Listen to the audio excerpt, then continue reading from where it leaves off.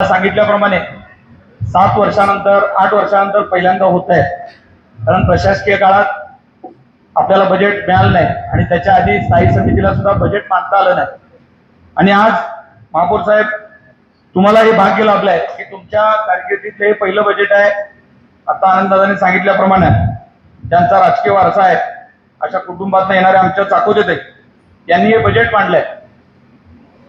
सोलापूर या बजेटकडनं खूप मोठ्या प्रमाणात आशा आहे की प्रशासकीय काळ संपल्यानंतर पहिल्यांदा या बजेटमध्ये सोलापूरकरांना काय मिळणार याकरता गेली 8 दिवस झालं वर्तमानपत्र असेल मीडियाच्या माध्यमातून ज्या काही बातम्या होत्या, जे महापालिकेनं पोस्टर लावले की बजेटसाठी आपल्याला आपल्या ज्या काही सूचना आहेत त्या सांगण्याकरता, त्याच्यामुळे लोकांमध्ये खूप मोठा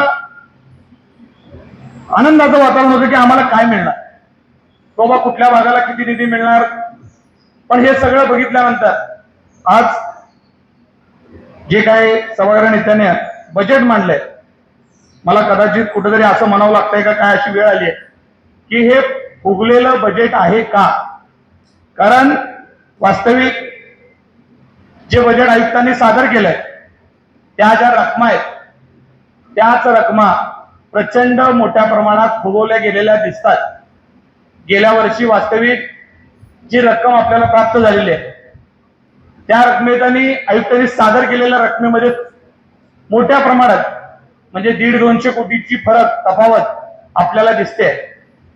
आणि 150 कोटीची तफावत असताना पुन्हा स्थायीने त्यामध्ये 5-6 कोटी वाढवले आणि आता सभागृहाने सुद्धा त्याच्यामध्ये मला वाटतंय 50-60 कोटी वाढवून 1001 कोटीचं बजेट आपल्याला हे वगळून म्हणजे अनुदान वगळून सादर होतंय का काय असं आहे।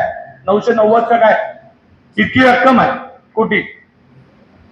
आणि एकीकडे महापालिकेचा आस्थापनेचा खर्च मला तर वाटतं आयुक्तांनी कदाचित पहिला खर्च बघून मग जमा बाजू बनवली आहे का काय या बजेट वाचताना असे लक्षात येते। वास्तविक बजेट कशा पद्धतीनं इतक्या मोठ्या प्रमाणात जर आपण फुगून करणार असाल तर या वर्षी कदाचित आपण वेळ मारून न्याल, पण पुढच्या वर्षी आपण ही कामं कशा पद्धतीनं करू शकणार आहात। संबंधित अधिकाऱ्यांनी आयुक्तांनी तुमच्यावर मला वाटतंय 5-6 दिवस वेळ दिला, त्या बैठका घेतल्या। त्या बैठकामध्ये आयुक्तांना तुम्ही जी काय अपेक्षित असलेली कामाची बाजू आहे जमीन करण्याकरताची त्या आयुक्तांनी तुम्हाला कितपत मान्य केली आहे हे मला लक्षात येत नाही। कारण महापौर साहेब जर बजेट 95% वसूल जरी झालं तरी हे बजेट पूर्ण होऊ शकत नाही। जर दिलेलं प्रत्येक विभागाने 95%चं टार्गेट जरी पूर्ण केलं तरी हे पैसे पूर्ण होऊ शकत नाही। इतक्या मोठ्या प्रमाणात रकमेमध्ये फरक आहे आणि 95%चं टार्गेट आज वर्ष इतिहासात कधीच पूर्ण झालं नाही। तुम्हाला माहित आहे टॅक्सच्या बाबतीमध्ये जे काय रिव्हिजन व्हायला पाहिजे होतं आपण त्यावर अजून कोणतेही रिव्हिजन झालं नाही। मला वाटतंय गेल्या वर्षी 24-25 मध्ये ज्या काही मिळकती वाढलेल्या आहेत खूप महत्वाचा विषय आहे। वास्तविक त्याच्यामध्ये खूप प्रॉपर्टी आपल्याला शोधणं गरजेचं असताना महापौर साहेब 6000 प्रॉपर्टी माझ्या माहितीनुसार गेल्या वर्षभरात सापडले। आपण याआधी त्या प्रॉपर्टी शोधण्याकरता सायबरटेक कंपनीला मला वाटतं काम दिलं होतं। जुनी मंडळी आहेत, तुम्ही महापौर साहेब माहित आहे सायबरटेकला काम दिलं। सायबरटेकने इतक्या मोठ्या प्रमाणात पैसे घेतले, आपले कोट्यावधी रुपये खर्च झाले, पण आपल्याला त्याच्यातून किती फायदा झाला आणि त्यांनी किती प्रॉपर्टी महापालिकेला शोधून दिल्या हे आपल्याला काय त्यातनं अजून आतापर्यंत सभागृहाच्या समोर आलंच नाही। सायबरटेक त्याच पद्धतीनं मला वाटतं आता परत एकदा मला संबंधित आणि महापौर साहेब जरा माहिती द्यावं की म्हणजे माहिती म्हणण्यापेक्षा नवीन कुठली कंपनी नेमली आहे का की ज्या प्रॉपर्टी शोधण्याकरता आपण काय त्यासाठी विशेष काम करतोय का। ज्या प्रॉपर्टी धारक आहेत त्याची नावं वाढण्याकरता आपण काय नवीन टॅक्स मध्ये कुठल्या कंपनी सोबत काम करतोय का। अशा आता सध्या अशी कुठलीही कंपनीची नियुक्ती करण्यात आलेली नाही। मग असं आहे की आपण कुठल्याच आउटसोर्सिंग कडनं आपलं टॅक्सच्या हे वाढावं याकरता जर आपल्याला सोर्स नसेल तर तुम्ही कुठल्या सोर्सने आयुक्त साहेब या सगळ्या प्रॉपर्टी वाढवलेल्या टॅक्स जमा करण्याकरता यंत्रणा लावणार। कारण तुमच्याकडे असलेले जे मनुष्यबळ आहे, तुमच्याकडे असलेली जी टीम आहे, त्या टीमच्या जीवावरती इतक्या मोठ्या प्रमाणात 150-200 कोटीची रक्कम तुम्हाला कसं असं वाटतंय की वाढू शकणार आहे। या सभागृहाला उपलब्ध करून देऊ शकते, महापालिकेला आपल्याला मिळू शकते. असं महापालिकेने आयुक्त साहेबांनी कोणतं नियोजन त्याच्यासाठी केलंय की ही जी रक्कम आहे वसूल करण्याकरता आम्ही अशा पद्धतीचं नियोजन केलंय? असं कुठेही दिसत नाही. आणि दिसत असेल तर आयुक्त साहेबांनी त्याच्यावर सांगावं की ही जे तुम्ही वाढून दिलेली रक्कम आहे ही जमा करण्याकरता आम्ही अधिकचं मनुष्यबळ वापरणार आहोत, अधिकची यंत्रणा वापरणार आहोत आणि या सगळ्यांच्या माध्यमातून आम्ही हे कर वसूल करणार आहोत. असं कुठलंही दिसत नाही. जर 5,000 ते 4,000 प्रॉपर्ट्या वाढत असतील साहेब दरवर्षी, तर महापौर साहेब तुम्हाला माहित आहे, तुम्ही ज्या भागात नेता त्या प्रभागातच 5-6 हजार लोकांची घरं नवीन झाली असतील. इतका मोठ्या प्रमाणात एक एक भाग वाढायला लागलेला आणि इतकं मोठं शहर वाढत असताना तुम्हाला माहित आहे सोलापूर शहरामध्ये मी ज्या भागात नेतो, गावठाण भाग आहे, या सगळ्या जिकडं पेट आहेत, इथं जुने वाडे होते. तिथं आयुक्त साहेब तो वाडा एक पावती होती पूर्वीची, आता तिथे तो वाडा पडला, अपार्टमेंट तयार होत आहे. अपार्टमेंट झालं, 24 फ्लॅटचं अपार्टमेंट तयार होत आहे. आज तागायत सुद्धा कित्येक ठिकाणी फक्त एकच पावतीवर त्या अपार्टमेंटचं बिल पाठवलं जात आहे. मग असं जर होणार असेल, आपली कोणतीच यंत्रणा ती शोधण्यासाठी लावणार नसाल, तर आपण हे कागदावरचं बजेट मानतोय का काय? नवीन नगरसेवक आले, नवीन नगरसेवकांना असं वाटतंय की आम्हाला विकास कामाला निधी मिळाला पाहिजे. बापूर साहेब जरा इथं उभारलेत नाही, माईक द्यायला होतं नाही, उभारताच येत नाही. ते माईक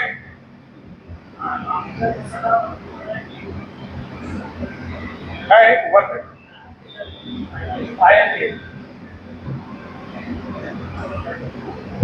तर नाही नको पाय वर करून बोलला आणला नाही मी.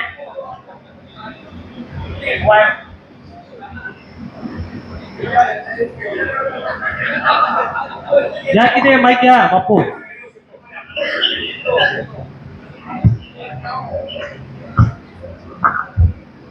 महापौर साहेब आपण जर नियोजन करणार नसाल तर पैसे कुठून आणणार आहेत? कारण लोक कुठेतरी कागदावर लोकांना खुश करणार आहेत. आपण एवढ्या कोटीचं बजेट बांधलं. आज तुम्हाला माहित आहे आपण ड वर्गात पहिला ब वर्गातली महापालिका, आपण हे सगळं करत करत कधी ड वर्गात गेलो, क वर्गातनं आपल्याला कुणाला कळालं सुद्धा नाही. आणि अशा परिस्थितीत जर आपल्याला आता जे काही शासनाने निर्देश घालून दिले होते त्या सगळ्या प्रॉपर्टीमध्ये आपण शोधू शकणार नसेल तर आपल्याला काम करणं सोपं नाही आहे. मी आयुक्तांना एवढीच विनंती करतो की आपण जर करवाढीमध्ये इतक्या मोठ्या प्रमाणात आम्हा सगळ्या सभागृहाला शब्द देत आहे की आम्ही एवढे पैसे वसूल करू, तर आपण ते पैसे कसे वसूल करणार आहात हे आम्हाला पेपरवरच तुम्ही सगळ्या सभागृहाला सांगणं तेवढंच गरजेचं आहे. कारण पैसे वसूल होणार नसतील तर महापालिकेला आणि आपल्या सगळ्यांना कुठेतरी आपण काही ह्याच्यासाठी वेड्यात काढतोय का काय अशी परिस्थिती सभागृह नेता होऊ नये आपली. कारण तुम्ही आम्ही इथे सगळेजण काही लोकांना शब्द देतोय, आपण अनेक लोकांकडनं नगरसेवक लोकांना आता आश्वासित करतोय की तुला इतक्या मोठ्या प्रमाणात निधी देऊ. महापौर साहेब फिरत असताना सांगत असतात. या सगळ्यामध्ये महापौर साहेब तुम्ही जातीने लक्ष देणं खूप गरजेचं आहे. लोकांना तुमच्याकडून प्रचंड मोठ्या प्रमाणामध्ये खूप आशा आहेत. सोलापूर महानगरपालिकेच्या कुंटेवाडी प्लॉटिंग मध्ये सुद्धा साहेब आपण याआधी मला वाटतंय 5 कोटी रुपये मॅपिंग करण्याकरता दिले होते की जेणेकरून आपल्या सर्व कुंटेवाडी भागामधल्या जे काही बांधकाम परवानगी आहेत त्या लोकांना मिळाव्यात. आपण मॅपिंगसाठी मला वाटतं कलेक्टर कार्यालयाकडे 5 कोटी रुपये जमा करून सुद्धा मला संबंधित महापौर साहेब त्यांना विचारा की त्यासाठी आपल्याला काय त्या पैसे दिल्यानंतर मला वाटतं आपण त्यात काही साहित्य पण खरेदी केलं होतं का काय पैसे वजा हे केलेत ते काय घडलंय त्याचंही जरा थोडंसं कधी कळालं तर बरं होईल की आपण त्यावर काय करणार आहेत. मला वाटतं आता ह्या वेळेस आयुक्तांनी परत एकदा 4 कोटी रुपये ठेवले. म्हणजे मागच्या वेळेस आपण 5 कोटी रुपये खर्च केले त्याचा आपल्याकडे कुठेही काय फायदा झाला ते आपल्या सभागृहाकडे आलं नाही. आणि आज सुद्धा मला वाटतं गुंटेवारीचं बांधकाम परवानगी मिळत नसल्यामुळं अनेक परमिशन आपल्याला देऊ शकत नाही साहेब. आणि लोक आपल्यापर्यंत येतात परमिशन मागायला, पण आपल्या कागदी अडचणींमुळे लोकांना आपण परमिशन देऊ शकत नाही. इथं सुद्धा मोठ्या प्रमाणात जर आपण परमिशन देऊ शकलो तर आपल्याला महापालिकेच्या आर्थिक बजेटमध्ये भर करण्यामध्ये मोठ्या प्रमाणात फायदा येऊ शकतोय. आता विनोद भोसलेंनी मला वाटतं बोलता बोलता सुपर टॅक्स हा शब्द सांगितला. साहेब सोलापूर शहरामध्ये आज जे टॅक्स लावण्याची पद्धत जर तुम्ही किती लोकांना या सभागृहातल्या लोकांना माहित असेल असं मला वाटत नाही. काही जुन्या लोकांना सुद्धा सुपर टॅक्स काय आहे हे सुद्धा माहिती. माझी विनंती आहे महापौर साहेब सभागृहातल्या लोकांना ऐकायचंय का सुपर टॅक्स हा शब्द काय आहे? कुणाकुणाला ऐकायचं? एकदा माझी विनंती आहे की सुपर टॅक्स काय आहे हे जरा टॅक्स लावणाऱ्या विभागातल्या लोकांनी आम्हाला 2 मिनिटात सांगावं की सुपर टॅक्स म्हणजे किती लागतो. सगळे सदस्य शिकलेले आहेत, सगळ्यांना माहिती आहे. सुपर टॅक्स विषय मलाच माहित नाही, मलाच माहित नाही. सुपर टॅक्स सगळ्यांना विषय माहिती आहे. तुम्ही सांगा साहेब. सगळ्यांना माहिती आहे विषय. ऐका साहेब, मला सांगा, एखाद्या प्रॉपर्टीला 1 लाख रुपये माझ्या जागेला भाडं असेल. ऐका, मी उदाहरण द्यायला लागलो, उदाहरण सगळ्यांनी नीट लक्ष द्या. 1 लाख रुपये माझ्या प्रॉपर्टीला महिन्याला भाडं असेल अधिकृत, 12 महिन्याचे 12 लाख रुपये होते, बरोबर. 12 महिन्याचे 12 लाख रुपये झाले तर आपल्याला महापालिका त्या माणसाकडनं किती टॅक्स घेते माझ्या 12 लाख रुपयाला. साहेब, माहितीसाठी सांगतो, आपण 64% त्या रकमेवर टॅक्स घेतो. म्हणजे लक्षात आलं, 64% म्हणजे त्या माणसाला जेवढे पैसे मिळत नाहीत त्याच्यापेक्षाही जास्त पैसे आपल्याला द्यावं लागतात. आणि सुपर टॅक्स म्हणजे आयुक्त साहेब, ते जे 64% आहेत त्याच्यावर तुम्ही अधिकचा टॅक्स लावता. हे बरोबर आहे का? जे 64%, अहो साहेब 64% अमाऊंट खूप मोठी आहे. मला महेश अण्णांची आठवण येते आज सभागृहामध्ये. महेश अण्णा कोटे, तुम्हाला माहित आहे विनायक दादा, वारंवार सगळ्यांना सांगत होते की हा टॅक्स कमी केल्याशिवाय आपण शहरामध्ये नवीन मॉल्स असतील, नवीन कंपन्या असतील, बँका असतील, यांची अग्रीमेंट करू शकत नाही मोठ्या प्रमाणात. बोला.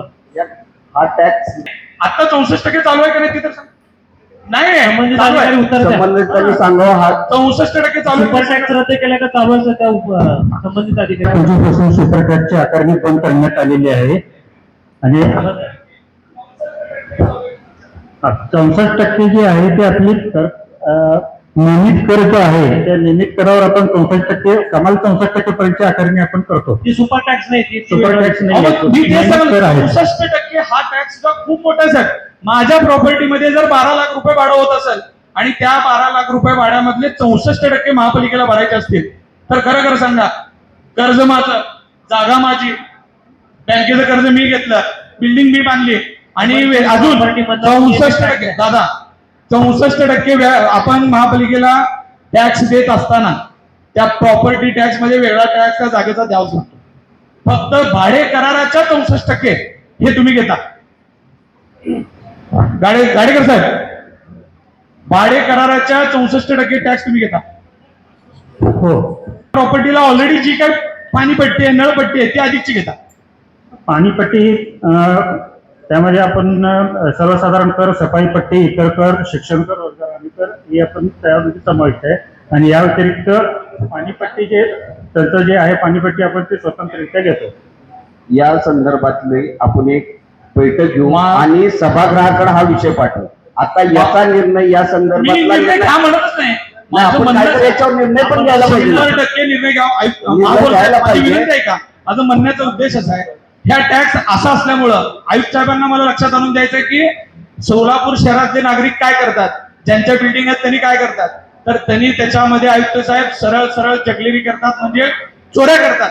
चोऱ्या कशा पद्धतीने करणार, तर त्यांनी सांगितलं 1 लाख रुपये माझा जर भाडे करार झाला असेल तर मी पेपरवर 20,000 रुपये करारपत्र करणार आणि पेपरवर जे 20,000 आहे आणि 80,000 रुपये मी ब्लॅकनी घेणार. आणि असं करून आपल्याकडे जे सबमिट होणारं कागद आहे ते 20,000चाच कागद आपल्याकडे सबमिट होत आहे आणि आपण त्याच्यावर 80% जे 64% ते लावतो. म्हणजे नागरिकांना आपण स्वतःहून इतक्या मोठ्या प्रमाणातला टॅक्स असल्यामुळं आपण त्यांना चोऱ्या करण्यासाठी भाग पाडतो. ही परिस्थिती जर आपण त्याच्यामध्ये जर बापू जो व्यक्ती करार करतो ना तो of the record on the record त्याच पद्धतीने करतो. करता येत नाही. 80% घेतो. या 80% ऑफ रेकॉर्ड असतात तर रेकॉर्डवरच येत नाही, पण त्याला टॅक्सला बोलतो ना बापू. माझं म्हणणं ऐका जरा. ज्या मल्टीनॅशनल कंपन्या आहेत, ज्या बँका आहेत, त्यांना साहेब असा कुठलाही करार करता येत नाही. त्यांचा प्रॉब्लेम आहे. ज्या तुम्हाला पण माहित आहे, ज्या मोठ्या कंपन्या असतात त्यांना जे काही टॅक्स आहे तो पूर्ण पेपरवर द्यावा लागतोय. त्यांच्याकडे कुठलाही ब्लॅक मनी नसतंय. त्याच्यामुळे सोलापूर शहरामध्ये आज मोठे काही जी काही व्यावसायिक दृष्टिकोनात आपल्या शहर हद्दीमध्ये ज्या लोकांना व्यवसाय करण्याकरता सोलापुरात यायचं आहे ते लोक वारंवार आम्हाला सांगत असतात की तुमच्या शहराची टॅक्स प्रणाली आहे ती प्रचंड मोठ्या प्रमाणामध्ये असल्यामुळं आम्ही सोलापूर शहरामध्ये व्यावसायिक करण्यामध्ये आम्हाला अडचण येतात. आपण महापौर साहेब याच्यावर काहीतरी मार्ग काढला पाहिजे. तुम्ही आम्हाला शब्द द्या, आपण वेगळी बैठक लावू, स्वतंत्र बैठक लावून यामध्ये तुम्ही 100% आपण पुन्हा असेल, या सगळ्या जे आपल्या लेवलच्या ज्या काही क वर्गातल्या महापालिका असतील त्यांच्याकडे कशा पद्धतीची कर प्रणाली आकारली जाते त्याचा विचार करून आपण या विषयामध्ये हे करावं. नाही नाही बोलतोच अजून तर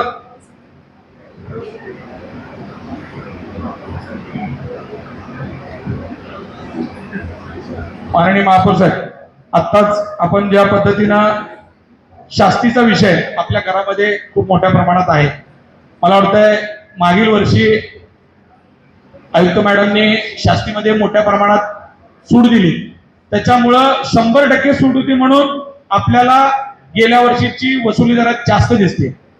आता आयुक्त साहेबांनी 50%ची मला वाटते सूट दिली. जर आपण 100%ची सूट दिलो तर जी माणसं रेग्युलर भरतात त्यांचं नुकसान होत आहे, कारण त्यांनी रेग्युलर भरायचं आणि गेली कित्येक वर्ष तटवलेल्या माणसाला 100% सूट मिळाली की त्यांनी 10 वर्ष 15 वर्ष रक्कम थांबवून एकदम भरून घ्यायचं सूट घेऊन. म्हणजे आपण आपली वसुलीची जी पद्धत आहे ती मोठ्या प्रमाणामध्ये आयुक्त साहेब त्वरित त्याला 1,00,000-2 लाखाच्या वरच्या जे तुमच्याकडे दिसतात त्या लोकांना तुम्ही स्वतः त्याच्यावर कडक कारवाई करून वसुली केली. कारण आपण जर सभागृहातल्या लोकांचं सगळ्यांना पैसे मिळाले तरच पैसे खर्चू शकणार आहे, पैसे जर आडात नसेल तर भोरात काय येणार आहे अशी परिस्थिती आहे. त्याच्यामुळं आपण आपल्याला रक्कम कसं जास्त वाढून मिळेल याकरता प्रयत्न केला पाहिजे. कारण आपल्याला अपेक्षा आहे साहेब साहेब अजून एक महत्वाचा विषय आहे जो टॅक्स रिलेटेडच आहे. घनकचरा विभागामध्ये आपण टॅक्सच्या पावतीमध्ये आपण त्यांना एक कर लावतो आणि मलविसर्जन कर पावतीवर आणि आपण त्याच ह्याच्यामध्ये युजर चार्जेस हे दोन कर लावतोय आणि दोन्ही कराची रक्कम सेम आहे साहेब. म्हणजे एका पावतीला 600 रुपये काहीतरी मला वाटतंय 2 कराला आपण लावतो प्रत्येक पावती, पण आपल्या जे रेकॉर्ड दिसतंय त्याच्यामध्ये 50 कोटी युजर चार्जेस मधनं आपल्याला मिळत आहेत आणि दुसऱ्या उपकर विधीमधनं आपल्याला 25 कोटी रुपये दिसत आहेत साहेब. वास्तविक पावतीमध्ये जर ते कर प्रत्येक पावतीमध्ये दादा सेम आहे, प्रत्येक पावतीला ते 600 किती रुपये लावले जातात टॅक्सवर, हा प्रॉपर्टीला प्रत्येक प्रॉपर्टीमध्ये सेम लावला जात आहे, पण जमा जिथं होतं आपल्या हेडवर त्या हेडवरती 25 कोटीची तफावत आहे साहेब. मग एवढ्या मोठ्या प्रमाणात तफावत का दिसते? गाडेकर साहेब आम्हाला जरा थोडंसं सांगा की त्यामध्ये दोन्ही ह्याच्यामध्ये 25 कोटीची तफावत दिसते, ती एवढी तफावत का बरं? तुम्हाला पान नंबर बघायचा असेल तर बघा.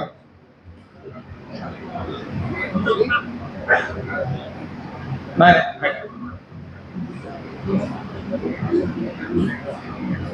साहेब, आपल्याला उत्पन्न वाढी करण्याकरता अनेक बरेचसे विषय आहेत की त्याच्यामध्ये खास करून बांधकाम परमिशन विभागातनं सुद्धा आपल्याला टॅक्स नंतर चांगल्या प्रमाणात पैसे येऊ शकतात. तिथं आजवर आपण जी काही बांधकाम होती गुंठेवारीतलं परमिशन थांबल्यामुळे तिथं पैसे मिळायचे बंद झालेले. काही जागी लोकांनी आयुक्त साहेब आम्हाला विनंती आहे थोडंफार 2-5% मला वाटतंय अधिकचं बांधकाम केलंय. तुम्हाला मला वाटतं हार्डशिप देऊन किंवा तुम्हाला ते रेग्युलराईज करण्याचा अधिकार आहे. असा आहे तुम्ही त्याच्यावर कारवाई पण करत नाही आणि तुम्ही त्यांना रेग्युलराईज नाही करत. जर तुम्ही कमीत कमी त्याला रेग्युलराईज केलं त्याच्याकडनं दंडाची वसुली जरी करून घेतली तरी सुद्धा मोठ्या प्रमाणामध्ये पैसे वसूल होतील. म्हणजे बेकायदेशीर बिल्डिंग आहे ती चालूच आहे, ती तर आपण पाडू शकत नाही आणि ज्यांना रेग्युलर करून घेऊ शकत होतो नेमात तर आपण नेमात पण करून घेत नाही. मग अशा गेल्या 15-20 वर्ष झालं अशा बिल्डिंग आहेत की त्या रेग्युलराईज फक्त आयुक्ताने मनाने बसून करायचं ठरलं असतं तर करता आलं असतं, पण या आधीच्याही आयुक्ताने केलेल्या माझी आयुक्त साहेबांना विनंती आहे साहेब अशा बिल्डिंग की ज्याच्यामध्ये 2-5% काहीतरी फरक असू शकताय तर सभागृहाला विनंती आहे, महापौरांना विनंती आहे साहेब नागरिकांनी कदाचित 2-5% बांधकाम केलं सुद्धा असू शकतंय. पुन्हा असेल मुंबई या शहरामध्ये अनेक बांधकामं त्या सभागृहांनी निर्णय घेऊन ते रेग्युलर करून दिलेले आहेत आणि त्याच्यामधून सुद्धा महापालिकेला पैसे मिळालेले आहेत.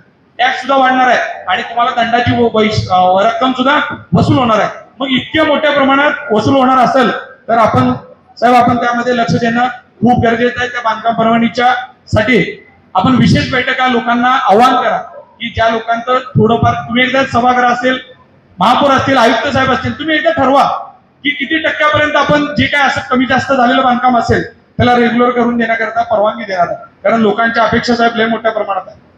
ते जर झालं तर आपल्याला त्यातनं सुद्धा मोठ्या प्रमाणामध्ये पैसे मिळतील.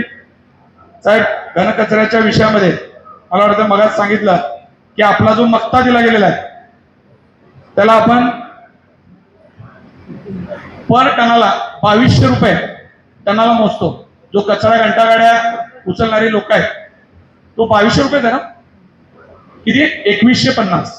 2150 रुपये आपण देतो आणि मला वाटतं महिन्याकाठी आपण त्याला साधारण 8 ते 10 लाख रुपयाच्या वरचं बिल दररोजचं 10 लाखाचं बिल आपण त्यांना अदा करतो. आणि असं असताना सुद्धा शहरातल्या कित्येक लोकांच्या तिथला कचरा उचलला जात नाही. अहो भाऊ, 1,80 लाख रुपये दर महिन्याला महापालिका द्यायला लागते. रोज वर्षाचे येते. महिन्याच्या वर्षाचे किती कोटी व्हायला बघतो ते विचारला. मी रोज 10 लाख रुपयेपेक्षा जास्त रक्कम आपण जमा करतोय त्यांना. तुम्ही विचार करा, सभागृहातल्या बरेच लोकांना माहित नसेल की 10 लाख रुपये पर डे तरी कचरा उचलला जात नाही. आपला कचरा उचलला जात नाही. हा बोला. माननीय घनकचरा खात्याने एक खुलासा करावा. आता सन्मान्य बाकी अशी आहे की संबंधित मक्तेदार त्याला हे जर परवडत नाही, आमचा मक्ता रद्द करा, असं काही पत्र दिले का? कुणी घरातले पैसे घालून आयुक्त साहेब पैसे महापालिकेला काय जावं लागून बापूसाहेब माहिती नाही का? माहिती नाही, असं काय पत्र मित्र नाही आहे. निवांत सगळं चालू आहे. कशाला पण देतो पत्राचं? अहो माहिती घेऊन थांबा, विचार. 2150 रुपये पर्यंत आहे आणि साधारणपणे महिन्याला अंदाजे 1.5-2 कोटी एवढं त्याचं दर महिन्याला बिल असतं. 1.5 ते 2 कोटी असतं. सर्व बिल उपलब्ध आहेत. त्यांच्यावर आपण सध्या दंडात्मक काही कारवाई करतो का? आतापर्यंत त्याच्यावरती 1.5 कोटी दंडात्मक कारवाई झालेली आहे सुरू झाल्यापासून. याची कारण काय साहेब? दंड करण्याची कारण काय? बंद करण्याची कारण आहे की काही कारणास्तव जर गाडी काही रूट पूर्ण करू नाही शकली किंवा त्यांना कळवल्यानंतर काही ठिकाणचा कचरा जर नाही उचलला किंवा जीपीएस काही गाड्यांना नसेल, अशी त्याची विविध कारणं आहेत. अग्रिमेंटमध्ये नमूद आहेत. त्यानुसार दंडात्मक कारवाई त्याच्यावरती होते. साहेब, याच विभागामध्ये घनकचरा विभागामध्ये नागरिकांनी जे विषय माहितीच्या अधिकाराला कधी जे पत्र व्यवहार केलाय साहेब, त्या लोकांना कधीच कागदपत्र मिळत नाहीत. तुम्ही आता पण विनंती करतो, कुणाला त्यातले कुणाला करार वाचायचे असतील, कुणाला त्याच्यातली माहिती घ्यायची असतील, अधिकृत माहितीच्या अधिकारात पत्र टाकून सुद्धा आयुक्त साहेब त्याच्यामध्ये कागदपत्र मिळत नाहीत. त्याच्यामध्ये कागदपत्रामध्ये मिसमॅच केलं जात आहे किंवा हे गोपनीय आहे, हे देता येत नाही, अशा पद्धतीचे उडवाउडीचे उत्तर दिले जाते. तुम्ही रोज त्याचं रेकॉर्ड ठेवता, रोज त्याला किती पैसे देता, सगळं रेकॉर्ड आहे तुमच्याकडे, वजन आहे, पैसे अदा केलेले आहेत. तर लोकांना या जनतेचा पैसा आहे, जनतेला सांगायला अडचण नाही. असं असताना साहेब आपल्याला कुणालाही आज मी सांगतो की माहितीच्या अधिकाराखाली टाकून बघा, विचारा. तुम्ही नगरसेवक आहे या नात्याने माहिती द्या. तुम्हाला या विभागातनं माहिती मिळत नाही याचा मला अनुभव. मग असं होणार असेल जर आपला कारभार पारदर्शक नसणार आहे, आपल्या सदस्यांना काही माहिती मिळत नाही, पत्रकार बंधूंना माहिती मिळत नाही, तर मग आपण कशा पद्धतीनं महापालिका चालवतो? काही ठराविक लोकांना पोचण्यासाठी आपण महापालिका चालवतोय का? आपण अशा पद्धतीने जर कारभार करू लागलो तर लोक आपल्याला विश्वास ठेवतील का? लोकांच्या आशा आहेत आपल्यावर की इथे सभागृहाचे सदस्य आहेत, ते आमचा आवाज सांगतील, आम्हाला बोलतील, आमच्या विषयी बोलतील. पण असं होताना साहेब दिसत नाही. मी ऐका, माझं तुम्हाला विनंती आहे, माहितीच्या अधिकारामध्ये जे प्रकरण आपल्याकडे दाखल आहेत, माझ्या माहितीच्या अधिकारातल्या प्रकरणामध्ये साहेब आपण आदेश करा, कुणालाही हलगर्जीपणा करून आपण आता बोलताना काय म्हणलो की कचरा उचलत जात नाही, हा बरोबर ना बापू?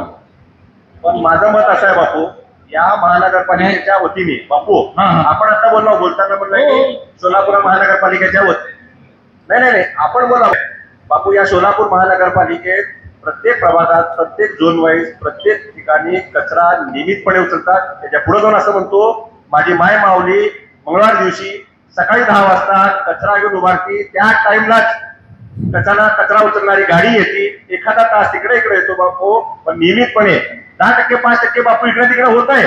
पण एवढ्या मोठ्या 10 लाख, 12 लाख, 14 लाख लोकसंख्येवर आपण जेव्हा काम करतो बापू, 2-5% कचरा उचलत जात नाही. मी विशेष अभिनंदन करतो महापौर साहेबांचा, नियमितपणे कचरा उचलता जातो. तुमचं पण अभिनंदन साहेब. हा, तुम्ही ज्याला उत्तर द्यायला पाहिजे होतं त्यांचं उत्तर तुम्ही दिला. मी बोलतोय नाही ना, बरोबर, त्यांचं अभिनंदन केलं आता. कचरे के पॉइंट जो है ना दिन भर वैसे ही रहते, तुम घर घर तक जब कचरा लेकर जा रहे वो घर में साहेब, चर्चा बंद करून हे बापू साहेबांनी बजेटवर बोलावं.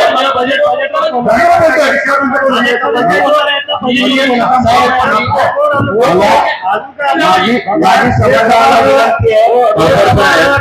शांत होतो करत नाही. 6 वाजता त्यांचा अजून नंबर आला नाही. बापूसाहेब, सोलापूर महानगरपालिकेच्या साहेब इतक्या मोठ्या प्रमाणामध्ये प्रॉपर्टी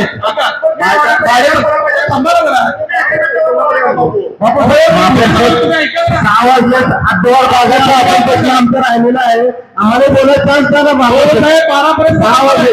12 रात्री आजच्या बजेटमध्ये आमचं होईल बापू द्यायला बोलावं लागतं. 10 मिनिटात विषय संपवा. मला 15 मिनिट. बापूसाहेब, गाडी के बारे में गाडी के बारे में जिस सोलापूर महानगरपालिकेच्या भूमी मालमत्ता विभागामध्ये तर महापालिकेच्या मोठ्या प्रमाणामध्ये प्रॉपर्टी. आता प्रत्येकाने सांगितले की आपले गाळे एवढे मोठे आहेत, मिनी शॉपिंग सेंटर आहे, मेजर शॉपिंग सेंटर आहे. आयुक्त साहेब, आपल्या कितीतरी शॉपिंग सेंटर मध्ये जे आता सध्या आत असलेले जे भाडेकरी आहेत ते आपले मूळ भाडेकरी नाहीच आहेत. त्या मालकांनी परस्पर त्याला भाडेकरी ठरवलंय आणि त्याला आतमध्ये घातलं. म्हणजे आपल्याकडे नाममात्र भाडे दिलंय आणि त्यांनी बाहेर प्रॉपर्टी विकत असताना 25-50 50 लाख रुपयाच्या वरती. मी उदाहरण देतो, पार्कचा गाळा 76 लाख रुपयाला परवा ट्रान्सफर झाला. प्रॉपर्टी महापालिकेची, भाडं नाममात्र आपल्याला मिळत आहे आणि गाळा ट्रान्सफर झाला 76 लाख रुपयाला दुसऱ्या माणसाला. महापौर साहेब, आपण कुठेतरी आता या गोष्टीवर गांभीर्याने घेणं गरजेचं आहे. ज्या व्यक्तीला आपण गाळा भाड्याने दिला असेल त्याच व्यक्तीने त्याचा उदरनिर्वाहासाठी आपण त्याला दिला होता, त्यांनी केलं पाहिजे होतं. कदाचित मला वाटतं ऍग्रीमेंट मध्ये सुद्धा असंच असेल की आपण ज्याला दिलाय त्यांनीच तो वापरला पाहिजे. त्यांनी परस्पर तो गाळा व्यवहार करून विकू शकत नाही. कारण जर व्यवहार करून जर ते मेजर शॉपिंग सेंटर मधले गाळे विकणार असेल तर मग महापालिकेला अधिकृत पैसे तर मिळणार नाहीत. पण आपल्याला नुसतं मला वाटतंय आपण 25,000 रुपये येतो चेअरमन साहेब गाळा ट्रान्सफर करायला, आणि जो मूळ मालक आहे ज्याने आपल्याकडनं गाळा घेतलाय त्यांनी ते गाळा 80 लाख 1 कोटीला विकायला लागले. तुम्हाला माहित आहे साहेब, आपण आपल्या जर स्वतःच्या प्रॉपर्टी आपण रिन्यू केल्या, आपल्याकडेच त्या ठेवण्या म्हणण्यापेक्षा त्याचा जर अजून जे मक्ते राहिले होते किंवा निविदा काढून जर आपण निलावात जर परत एकदा दिल्या तर आपल्याला त्याच्यामध्ये मोठ्या प्रमाणामध्ये पैसे मिळू शकतात. महापौर साहेब, शुभ्रा आर्ट गॅलरीच्या तिथं आपण एक बिल्डिंग बांधत होतो. मला वाटतंय भूमिपूजन होत असताना माग 6-7 वर्ष झालं त्याचं काम झालं, पण आज तागायत सुद्धा तिथं बांधकाम पूर्ण झालं नाही. मला वाटतं महापालिकेच्या पाठीमागच ती बिल्डिंग आहे. कारण ते साहेब का बरं त्या बिल्डिंगचं काम थांबलंय? जर ती बिल्डिंग पूर्ण झाली असती तर तिथं असलेले जे काही 6-7 शॉप आहेत आणि इव्हन जे कलाकारांसाठी कलादालन होणार आहे ते दोन्ही सेवेत आलं असतं आणि त्याच्यामध्ये महापालिकेला मोठ्या प्रमाणात पैसे मिळाले असते. आपण तेच टेंडर 5-5 वर्ष पुढे नेणार असाल तर त्याचा रेट बदलतंय, त्याची बांधकाम कॉस्ट बदलते. जर ते काम वेळेत पूर्ण झालं असतं तर डबल फायदा झाला असता. कमी पैशात बांधकाम पूर्ण झालं असतं आणि त्याच वेळेस जर त्यात भाडेकरी किंवा कुणाला तर ते निलावात गेलं असतं तर आपल्याला त्याचे पैसे मिळाले असते. हे आपलं दोन्ही साईडने नुकसान होत आहे. तुमच्या पाठीमागच ती बिल्डिंग आहे. खासदार प्रणित यांनी मला वाटतं त्यासाठी पैसे दिले होते असं मला माहित आहे. असं खासदारने दिलं म्हणून थांबवलं काय? परत उदाहरणाला बोललो होतो बापू, पॉइंट ऑफ इन्फॉर्मेशन की त्या ना माहिती घ्या की जो निधी दिला होता तो निधी संपलेला आहे. साहेब, संपला असेल तर आपण अधिकचा निधी तो पूर्ण करण्याला द्यायला पाहिजे होता. माझी अपेक्षा या बजेटमध्ये जर त्याची काम पूर्ण करण्याचे पैसे दिले गेले या संदर्भातलं एस्टिमेट करून शासनाकडे 4 कोटीची मागणी आपण केलेली आहे. त्यामुळं आपण शासनाकडे मागणी केल्यामुळं या ह्याच्यात आपण त्याचा समावेश केलेला नाही. ती बिल्डिंग पूर्ण करून घ्या साहेब, कारण ती बिल्डिंग जर पूर्ण झाली तर आपल्याला बरेचसे पैसे झाले असते. साहेब, आपल्या महापालिकेत आली नव्हती ना, काय तर झालं होतं ना ते विषय. आधी वेळेत आली नव्हती ना, असं काय तर झालं. आणि नाही त्या संदर्भात काय झालं होतं की ती बिल्डिंग करत असताना तिथं विहीर लागली होती. त्याच्यामुळे जास्तीचं एस्टिमेट गेल्यामुळे ती काम त्या ठिकाणी निधी संपला आणि त्या संदर्भातला आता नगर अभियंत्याला विचारलं असता आपण 4 कोटीचं एस्टिमेट करून शासनाकडे मागणी केली आणि लवकरच आपण ते करून घेऊ. साहेब, आपल्या बीओटीवरच्या प्रोजेक्ट आहेत. मला वाटतं अर्धवट स्थितीत असलेला पाळीवस मध्ये एक बांधकाम चालू आहे. पंदे साहेबांनी पुन्हा नाक्याला एक बिल्डिंग बांधून ठेवली आहे. मला वाटतं बरेच सदस्य लहान असतील तेव्हा त्याचं बांधकाम झालं होतं. आता सदस्य सभागृहात आलेत, ते मोठी झालेत, तरी आपल्या लहानपणीची बिल्डिंग अजून ताब्यात आलेली नाही. बरोबर आहे का मी जे बोलतोय ते? पुण्या नाक्याची जी बिल्डिंग आहे, आम्ही लहान होतो तेव्हा त्याचं बांधकाम चालू होतं. आम्ही सभागृहातून आता आमची दाढी पांढरी झाली, पण अजून ती बिल्डिंग काय आहे, ज्यांची आहे त्यांना मिळेना. आणि महापालिकेला जे उत्पन्न व्हायला पाहिजे. माझं विनंती आहे महापौर साहेब, त्याच्यासाठी जे बीओटीचे प्रोजेक्ट आहेत त्याच्यासाठी आपण विशेष बैठक बोलवा आणि त्या मक्तेदारांना बोलवा, त्यांचंही ऐकून घ्या आणि त्यातनं सकारात्मक मार्ग काढून आयुक्त साहेब त्यामध्ये आपण निर्णय करावा, जेणेकरून महापालिकेचं उत्पन्नही वाढेल आणि आपल्याला ज्या लोकांनी पैसे घातलेत, शेवट कुणीतरी ते मक्ता घेतला त्याचे 2 पैसे अडकले असतील, त्या मक्तेदाराचं पण नुकसान करू नका, त्यातनं मार्ग काढून त्यांना द्या अशी मी तुम्हाला विनंती करतो. साहेब, आम्हाला एक माहिती आयुक्तांकडनं माहिती म्हणण्यापेक्षा तो खुलासा बऱ्याच लोकांना झाला नाही. पार्क स्टेडियम जे भाड्याने दिलं गेलंय, कुठल्या कंपनीने दिलं का कुणाला तर दिलं ना, एमसीए ला जे दिलं साहेब, त्याच्यामध्ये आपल्याला सभागृहाला तो खरं तर वास्तविक विषय आला असता तर अधिकचं सगळ्याला बोलता आला असता. आयुक्त साहेबांनी मला वाटतं तो निर्णय घेतला, पण त्याच्यातून महापालिकेला उत्पन्न किती येणार आहे ते आपल्याला कुठेच ह्याच्यामध्ये दिसत नाही. की आपण त्यांना भाड्याने दिलंय तर आपल्याला ते उत्पन्न किती मिळणार आहे, त्याचा काय फायदा होणार. जरा थोडंसं, कारण हा खूप सोलापूरकरांचा जिव्हाळ्याचा प्रश्न आहे की पार्क स्टेडियमवर बरेच लोकांनी, मला वाटतंय इथल्या लय लोकांनी मैदानात व्यायाम केलाय, खेळले सगळ्यांना. त्यामुळे आता आपल्याला एमसीए कडे ताब्यात गेल्यानंतर ते तर आत येऊ देणार नाहीत. आपल्या हक्काची प्रॉपर्टी एमसीए कडे जाणार आहे, पण त्या बदल्यात आपल्याला काय मिळणार आहे हे तरी आपल्याला कळू द्या. महापौर साहेब, आम्हाला थोडी फक्त या संबंधित अधिकारी आयुक्त साहेबांनी त्यामध्ये ठीक आहे, आपण त्यांना लोकरे साहेब नाही सध्या. आयुक्त साहेबांना तो सगळा विषय माहिती आहे. आयुक्त साहेब नाही, नाही. आपण घेऊ माहिती, लोकरे साहेब नाही अहो साहेब, तो इतका महत्वाचा विषय आहे, तुम्ही विचारा. काय अग्रीमेंट साहेब, आम्ही पेपर मधनं वाचतो ते अग्रीमेंट चुकलंय म्हणून दंड ठोकवणार म्हणून कळतंय. मग आता आमच्यावर जर दंड ठोकवणार असतील, आम्हाला जर अधिकचे पैसे भरावे लागतील दुसऱ्याला देऊन, तर मग काय. आणि आता तुम्ही म्हणता त्याचं उत्तर नंतर देतात. सभागृह नेता जर आपल्याला त्यात दंड झाला, शासनाने काय कुणाला सूट दिलेली नाहीये त्यामध्ये. 500 रुपयाच्या कागदावर त्याचा अग्रीमेंट झालेला आहे. जर त्याचा 4 कोटीचा का 3 कोटीचा जो दंड आहे जर महापालिकेला भरावा लागला तर त्याला कोण जबाबदार असतात का? आपण अग्रीमेंट कॅन्सल केलेलं आहे का? आयुष्यात तुम्ही सांगा की अग्रीमेंट कॅन्सल केलंय का नाही केलंय, काय आहे? लोकरे साहेब नाहीत का? आणि समाज मंदिरं बांधलेली आहेत, बरेच ठिकाणी अजून सुद्धा जागा उपलब्ध आहेत. आणि जर त्याची जर आता परिस्थिती बघितली तर काही ठिकाणी अशी परिस्थिती आहे की त्या समाज मंदिराकडे कुणाचंच लक्ष नाही. बिल्डिंगवर आपण 25-50 लाख रुपये खर्च करून ठेवलेला आहे आणि त्या धुळखात पडलेत. त्या बिल्डिंग मध्ये तिथले स्थानिक जे कोण नागरिक असतील चुकीच्या पद्धतीनं मग तिथं व्यसन करणं असेल, तिथं कितीतरी ठिकाणी दारूचे अड्डे झालेत अशी परिस्थिती. माझी आयुक्तांना विनंती आहे साहेब, ते सगळे आपण परत एकदा ताब्यात घ्या. स्थानिक संस्था ज्या काय कोणी असतील, जे कोणी ते घेण्यासाठी इच्छुक असतील, त्या संस्थेला, त्या भागातल्याच लोकांना पुन्हा एकदा ते सुस्थितीत करून जर आपण त्यांना दिले तर त्याचं उत्पन्न पण मिळेल. कित्येक महिलांना उद्योग करण्याकरता बचत गटांना जागा मिळत नाही.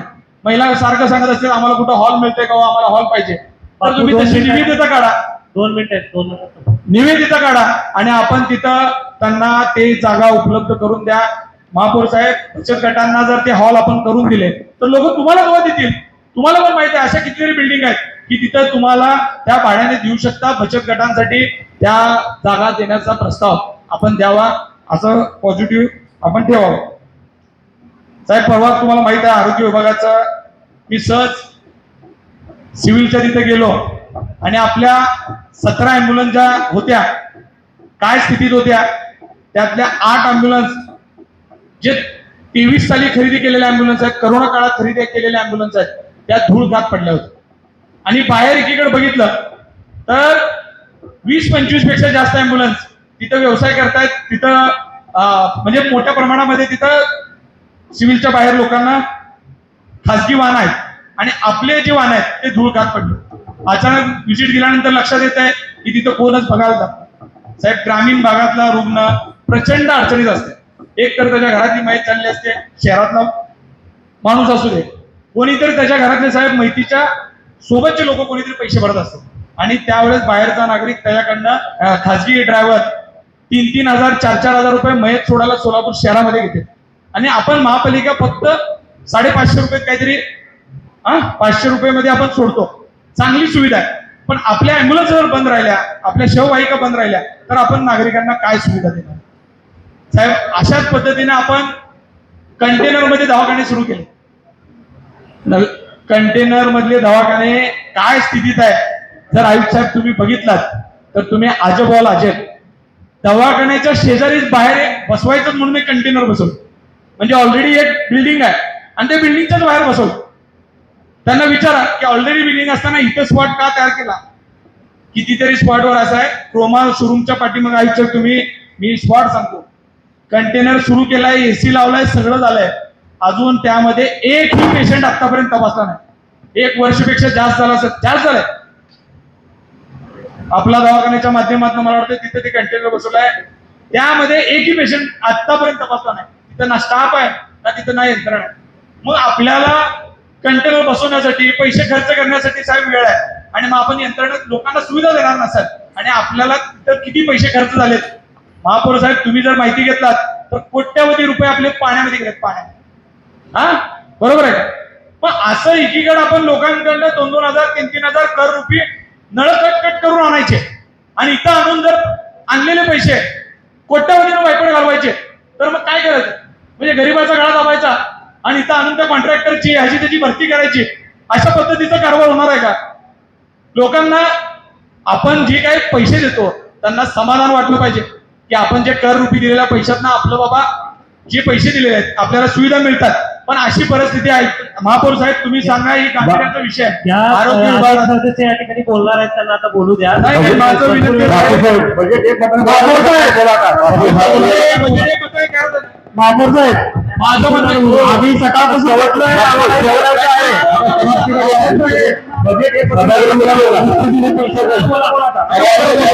करतो. ऐका, आम्ही जे काही विषय सांगितले त्याच्यावर स्पेशल बैठका लावल्या पाहिजेत. आम्ही पत्रव्यवहार करतो तुमच्याशी. बजेट एक करूया. मला तुमच्याकडून शब्द असं पाहिजे, आम्ही आता ज्या ज्या विषयात सांगितले त्याच्यातल्या बैठका स्वतंत्र लावल्या पाहिजे. बघा, त्या सगळ्या बैठकांना बापू आकर्षित करा. बापू बजेट एकपर्यंत करते. मी भाषण करायला लागलो, अजून असं करायला लागलो. आता मला 2 गोष्टीवर महत्त्वाचं बोलायचं आहे. ऐका 1 मिनिट मला 1 मिनिटात संपवा. तुम्ही सिनियर नगरसेवक आहेत, तुम्ही मुद्द्यावर बोलला तरी सभागृहाला व्यवस्थित लवकर बोला. 1 मिनिटात मला आयुक्त साहेब बोलायची इच्छा आहे. थोडं आपल्या वेळेत आपण करावं अशी आपल्याला विनंती आहे. बर सोलापूरकरांना लय महत्वाचा प्रश्न पेपरच्या माध्यमातून साहेब आम्हाला रोज ऐकायला मिळतंय की आपल्या सिटी बस साठी आपण 51-52 कोटी रुपये काहीतरी आपले खर्ची पडले, जे बजेटमध्ये आपली तरतूद नव्हती. साहेब हे बजेटवरचा विषय आहे. ऐका, तरतूद होती का? बापू परिवहनचा विषय आहे, बजेटचा विषय चालू आहे. गेल्या वर्षी पैसे भरले.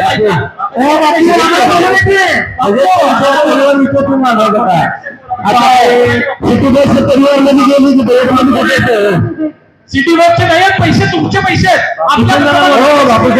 परिवहनच्या बजेट नाही दिले. बापू आता आम्ही बोलतो मान्य महापौर परिवहनच्या बजेट मध्ये काढू. परिवहनचं बजेट आहे नंतर नंतर बोलू. किसानला बोलायला मग ऐका, परिवहनचा विषय राहू द्या. सेम असंच एक टेंडर झालं साहेब ड्रेनेज लाईनचं 2013 साली. महापालिकेने एक टेंडर केले. कारंजे साहेबांनी ऐका,